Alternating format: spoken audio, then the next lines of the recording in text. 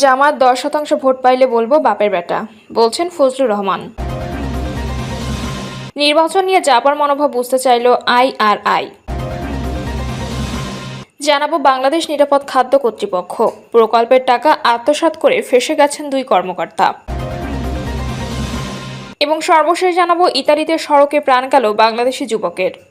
শুনছিলেন সংবাদ শিরোনাম, এবারে বিস্তারিত। জামাত 10% ভোট পাইলে বলবো বাপের বেটা, বলছেন ফজলুর রহমান।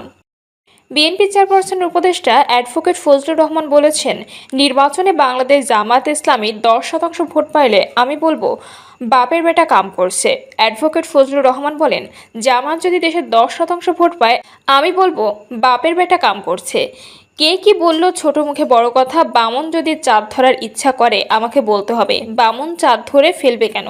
জামাত কি এই দেশে? জামাতের এক আমির সম্প্রতি বলেছেন সিলেট বিভাগে সব আসনে জিতবে। তারা এমন প্রশ্নে তিনি বলেন, সিলেট বিভাগে 19টা আসন আছে, আমি চ্যালেঞ্জ করলাম তারা একটা সিটে পাশ করুক, পাশ করলে বলবো হ্যাঁ বাপের বেটা তোরা। জামাত ইসলামী নেতা আব্দুল্লাহ মোহাম্মদ তাহেরকে ইঙ্গিত করে তিনি বলেন, কুমিল্লা 14 গ্রামের যে লোকটি এখন বেশি বেশি কথা বলে দেখা যাবে এরা কেমনে নির্বাচনে পাশ করে। সংবিধান পরিবর্তন করার অধিকার এখন কারো নেই বলে মন্তব্য করেন তিনি। বলেন, সংবিধান পরিবর্তনের প্রস্তাবনা হতে পারে, পরিবর্তন করতে তো পার্লামেন্ট।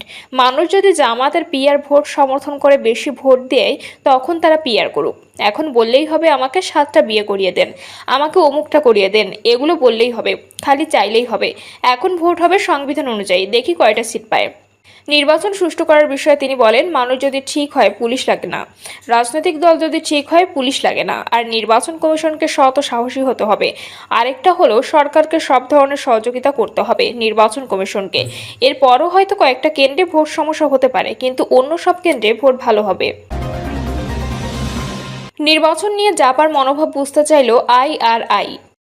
জাতীয় পার্টির 2 পক্ষের নেতাদের সঙ্গে পৃথক বৈঠক করে যুক্তরাষ্ট্রভিত্তিক বেসরকারি সংস্থা ইন্টারন্যাশনাল রিপাবলিকান ইনস্টিটিউটের ঢাকা সফরকারী প্রতিনিধি দল জানতে চেয়েছে তারা আগামী জাতীয় নির্বাচনে অংশগ্রহণ করবে কিনা। 2 পক্ষের নেতাদের সঙ্গে কথা বলে জানা গেছে তারা আইআরআই প্রতিনিধি দলকে বলেছেন জাপান নির্বাচনে অংশগ্রহণের জন্য প্রস্তুত, কিন্তু সরকার তাদের নির্বাচন অংশ নিতে দেবে তা নিশ্চিত নয়। এখনো পর্যন্ত সব দলের সমান অধিকারও নেই। জাপার 2 পক্ষের নেতাদের সঙ্গে গত বুধ ও বৃহস্পতিবার পৃথক বৈঠক করে আইআরআই এর 4 সদস্যের প্রতিনিধি দল।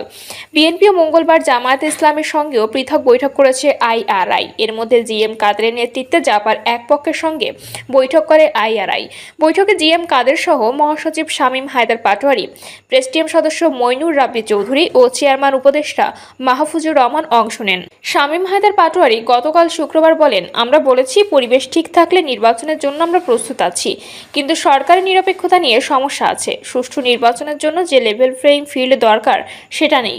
সরকার লেভেল প্লেইং ফিল্ড করতে পারবে বলেও আমার বিশ্বাস করতে পারছি না।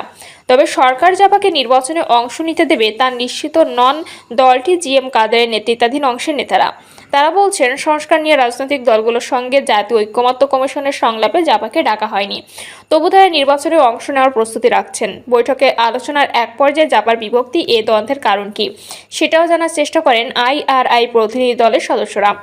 তবে এই আলোচনা বেশি এগোয়নি বলে জানা গেছে। বৈঠক হয় আনিসুল ইসলাম মাহমুদের নেতৃত্বে জাপার। তাতে দলের এ পক্ষে নির্বাহী চেয়ারম্যান মুজিবুল হক, মহাসচিব এ.বি.এম. রুহুল আমিন হাওলাদার ও প্রেসিডিয়াম সদস্য মাসরুর মাওলা অংশ নেন। রুহুল আমিন হাওলাদার বলেন, গণতান্ত্রিক শাসন প্রতিষ্ঠার জন্য একটি সুষ্ঠু ও গ্রহণযোগ্য নির্বাচন প্রয়োজন। সেই নির্বাচনের জন্য লেভেল প্লেইং ফিল্ড নিশ্চিত করতে হবে, যাতে দেশ বিদেশে সবার কাছে এই নির্বাচনটা গ্রহণযোগ্য ও সমাদৃত হয়। আমরা এমন একটি পরিবেশ নির্বাচন চাই। এক্ষেত্রে আমরা আইআরআই এর সহযোগিতা চেয়েছি। সংশ্লিষ্ট দায়িত্বশীল সূত্র জানিয়েছে, বিশ্বব্যাপী গণতন্ত্র সুশাসনের প্রসারে কাজ করা আইআরআই প্রতিনিধি দলকে জাপার 2 পক্ষের নেতারাই জানিয়েছেন নিবন্ধিত দল হিসেবে নির্বাচনে অংশগ্রহণ করা তাদের অধিকার। তারা নির্বাচনে অংশ নিতে আগ্রহী এবং প্রস্তুত। জাপার 2 পক্ষের নেতাদের সঙ্গে কথা বলে জানা গেছে আইআরআই এর এশিয়া প্যাসিফিক অঞ্চলের পরিচালক স্টিফেন সিমারের নেতৃত্বাধীন প্রতিনিধি দলের সদস্যদের সঙ্গে কথা বলে তাদের মনে হয়েছে আগামী ফেব্রুয়ারিতে নির্বাচন অনুষ্ঠানের ব্যাপারে তাদের মধ্যে কোনো সংশয় নেই। তারা একটি অবাধ, সুষ্ঠু, নিরপেক্ষ নির্বাচন অনুষ্ঠানের ব্যাপারে দৃঢ়ভাবে আশাবাদী। দুই পক্ষের নেতারাই RIR প্রতিনিধিদের কাছে সংশয় প্রকাশ করে বলেছেন, সরকার সবার জন্য সমান সুযোগ নিশ্চিত করতে পারবে না। বিশেষ করে আইন শৃঙ্খলা পরিস্থিতি নিয়ে তাদের উদ্বেগ আছে। সব মিলিয়ে তারা একটি অবাধ, সুষ্ঠু, নিরপেক্ষ নির্বাচন অনুষ্ঠানের কোনো লক্ষণ দেখছেন না। এর আগে গুলশানে বিএনপির সঙ্গে বৈঠক করে IRI প্রতিনিধি দল। এতে বিএনপির পক্ষে নেতৃত্ব দেন দলের স্থায়ী কমিটির সদস্য আব্দুল মঈন খান। পরে তিনি সাংবাদিকদের জানিয়েছেন, জুলাই অভ্যুত্থান পরবর্তী সময়ে বাংলাদেশের পরিস্থিতি, সংস্কার কার্যক্রম, সংসদ নির্বাচন নিয়ে বিস্তারিত আলোচনা হয়েছে। বিএনপির আগামীর ভাবনা কি তা প্রতিনিধি দলের কাছে তুলে ধরা হয়েছে। বাংলাদেশ নিরাপদ খাদ্য কর্তৃপক্ষ প্রকল্পের টাকা আত্মসাৎ করে ফেঁসে গেছেন দুই কর্মকর্তা। বাংলাদেশ নিরাপদ খাদ্য কর্তৃপক্ষের একটি প্রকল্পের টাকা আত্মসাৎ করে ফেঁসে গেছেন দুই কর্মকর্তা। তাদের বিরুদ্ধে একাধিক অভিযোগ উত্থাপন হলেও প্রকল্পের অর্থ বিল ভাউচার ছাড়া ব্যয় সেমিনারের আগেই বিল ভাউচার তৈরি করে ব্যয় দেখানো এবং খরচের বিলের সঙ্গে ভাউচার না দেওয়ার মতো গুরুতর অভিযোগ প্রমাণিত হয়েছে। তবে প্রকল্প পরিচালকের বিরুদ্ধে আউটসোর্সিংয়ে নিয়োজিত নারী কর্মীদের ফোন করে বিরক্ত করা সহ বেশ কিছু অভিযোগ তদন্তে প্রমাণ হয়নি। প্রকল্প পরিচালক মোহাম্মদ আক্তার মামুন প্রকল্পের ফান্ড থেকে 23.5 লাখ টাকা উত্তোলন করে নিজের অ্যাকাউন্টে জমা রেখেছেন। বিষয়টি জানাজানি হলে তিনি তা থেকে 20 লাখ টাকা উত্তোলন করে প্রকল্পের মনিটরিং কর্মকর্তা মোহাম্মদ ইমরান হোসেন মোল্লার অফিসের টেবিলের ড্রয়ারে সংরক্ষণ করেন। এরপর প্রকল্প পরিচালককে OSD এবং মনিটরিং কর্মকর্তাকে দায়িত্ব থেকে অপসারণ করা হয়। পরে প্রকল্প অফিসে তালা ঝুলিয়ে দেওয়া হয়। মনিটরিং অফিসার তার ব্যক্তিগত কাগজপত্র সংগ্রহের জন্য প্রকল্প অফিসে ঢুকতে গেলে তার সঙ্গে সংস্থাটির 3 জন কর্মকর্তা ওই কক্ষে প্রবেশ করেন। এ সময় ইমরান হোসেন মোল্লার টেবিলের ড্রয়ার থেকে নগদ 18 লাখ টাকা উদ্ধার করা হয়।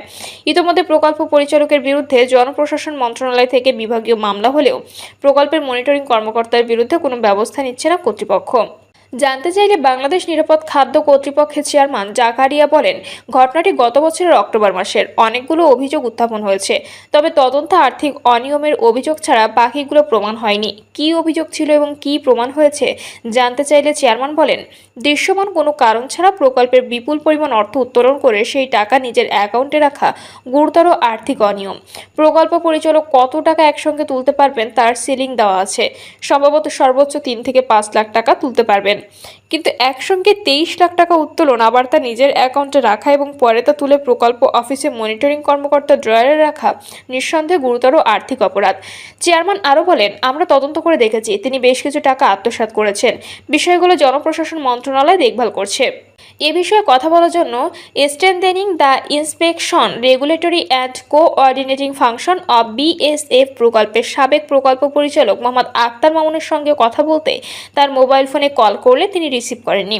খুদে বার্তায় পরিচয় দিয়ে কথা বলতে চাইলে সাড়া দেননি। মনিটরিং কর্মকর্তা ইমরান হোসেন মোল্লা বলেন, PD স্যার গত বছর 27 অক্টোবর IFIC ব্যাংক থেকে 23,25,197 টাকা উত্তোলন করে সেই টাকা তার নিজের নামে ব্যাংক ক্যাশিয়ার হিসেবে জমা দেন। পরে সেই টাকা থেকে 20 লাখ টাকা তুলে আমার কাছে জমা রাখেন। এর মধ্যে 2 লাখ টাকা বিভিন্ন কাজে খরচ হয়েছে। বাকি 18 লাখ টাকা আমি নিরাপদ খাদ্য কর্তৃপক্ষের কর্মকর্তাদের কাছে নিজেই জমা দিয়েছি।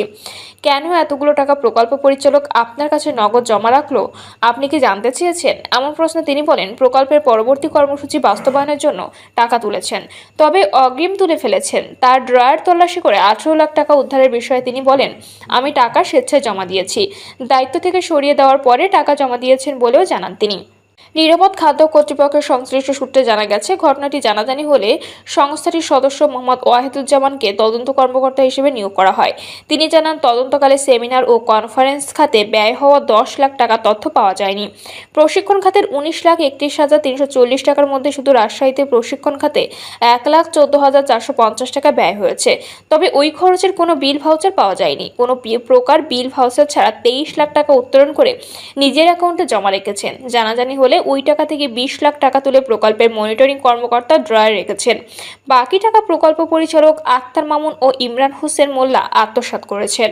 20 লাখ টাকা তারা আত্মসাতের উদ্দেশ্যে ব্যাংক থেকে তুলে নিজেদের কবজায় রেখেছেন। শেষ পর্যন্ত তারা হাতে নাতে ধরা পড়েছেন। এ বিষয়ে আক্তার মামুনের বিরুদ্ধে বিভাগীয় মামলার প্রস্তুতি নিয়েছেন জনপ্রশাসন মন্ত্রণালয়। সংশ্লিষ্ট একাধিক কর্মকর্তা জানান, জনপ্রশাসন মন্ত্রণালয় শিগগিরই তার বিরুদ্ধে শাস্তিমূলক ব্যবস্থা নেবে। তবে ইমরান হোসেন মোল্লার বিরুদ্ধে কোনো ব্যবস্থা নেওয়া হয়নি বলে অভিযোগ রয়েছে। সংশ্লিষ্ট একাধিক কর্মকর্তা বলেন, তিনি নাটের গুরু, তাকে শাস্তির আওতায় আনা না হলে আইনের শাসন বলে কিছু থাকবে না। তার কাছে নগদ 18 লাখ টাকা যেদিন পাওয়া গেছে সেদিনই তাকে আইনের হাতে তুলে দেওয়া দরকার ছিল, কিন্তু অদৃশ্য কারণে তার বিরুদ্ধে কোনো ব্যবস্থা নেওয়া হয়নি। ইতালিতে সড়কে প্রাণ গেল বাংলাদেশি যুবকের। ইতালি রোমে সড়ক দুর্ঘটনায় মোহাম্মদ সুবেল কবিরাজ নামে এক বাংলাদেশি যুবকের মৃত্যু হয়েছে। শুক্রবার রাত 11টার দিকে সুবেলের পরিবার তথ্যটি নিশ্চিত করে।